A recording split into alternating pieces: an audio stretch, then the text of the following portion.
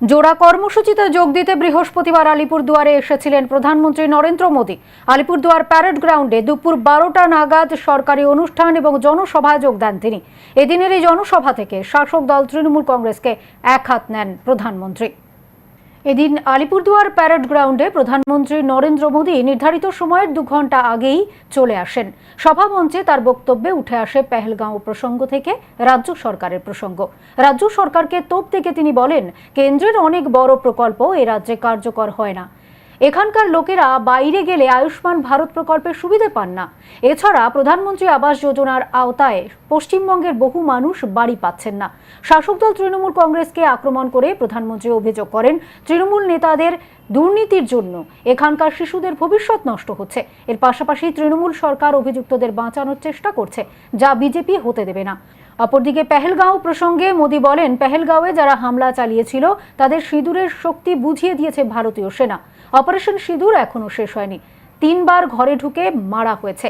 হামলা হলে শত্রুদের আবার বড় মূল্য দিতে হবে বলে হুঁশিয়ারি দেন তিনি। आज देश का हर नागरिक भारत को विकसित राष्ट्र बनाने के लिए जुटा है, दिन रात जुटा है और विकसित भारत बनाने के लिए पश्चिम बंगाल का भी विकसित होना बहुत जरूरी है।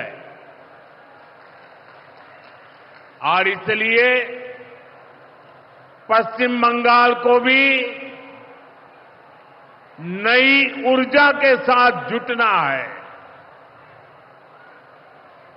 बंगाल को फिर उसी भूमिका में आना होगा जो कभी यहां की पहचान थी।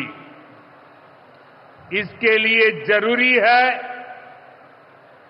कि पश्चिम बंगाल फिर से नॉलेज का, ज्ञान विज्ञान का केंद्र बने। अपनी विरासत पर गर्व करते हुए, उसे संरक्षित करते हुए तेज गति से आगे बढ़े। साथियों, केंद्र की भाजपा सरकार इसी संकल्प के साथ काम कर रही है।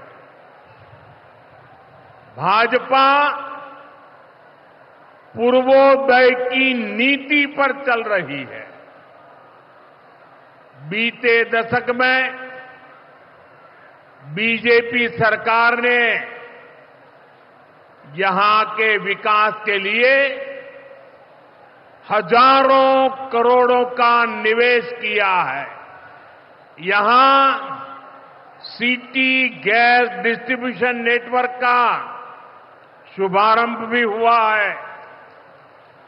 केंद्र सरकार के प्रयासों से ही कल्याणी एम्स बना है। न्यू अलीपुरद्वार और न्यू जलपाईगुड़ी जैसे रेलवे स्टेशनों का पुनर्विकास किया जा रहा है। आज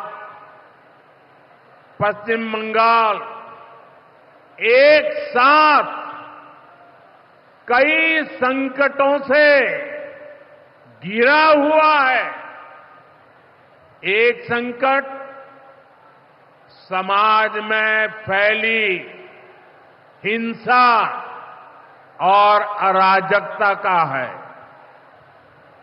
गरीबों का हक छीनने वाली सत्ताधारी पार्टी की स्वार्थी राजनीति का है।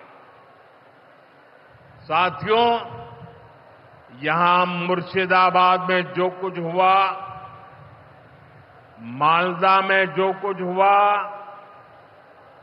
वो यहां की सरकार की निर्ममता का उदाहरण है। तुष्टीकरण के नाम पर गुंडागिर्दी को खुली छूट दे दी गई। जब सरकार चलाने वाले एक पार्टी के लोग, विधायक, कॉरपोरेटर ही लोगों के घरों को चिन्हित करके जलाते हैं, क्या सरकारें ऐसे चलती हैं? यही भावे सरकार चलेगी? साथियों, बंगाल की जनता पर हो रहे इन अत्याचारों से यहां की निर्मम सरकार को कोई फर्क नहीं पड़ता। यहां बात बात पर कोर्ट को दखल देना पड़ता है।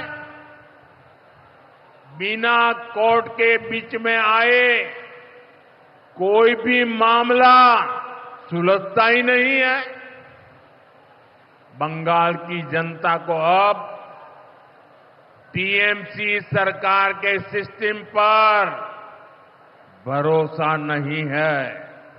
भ्रष्टाचार का सबसे बुरा असर नौजवानों पर पड़ता है, गरीब और मिडिल क्लास परिवारों पर होता। भ्रष्टाचार कैसे चारों तरफ बर्बादी लाता है, ये हमने टीचर भर्ती घोटाले में देखा है। अपने शासनकाल में हजारों टीचर्स का फ्यूचर बर्बाद कर दिया, उनके परिवारों को तबाह कर दिया। टीएमसी के घोटालेबाजों ने सैकड़ों गरीब परिवार के बेटे बेटियों को अंधकार में धकेल दिया है।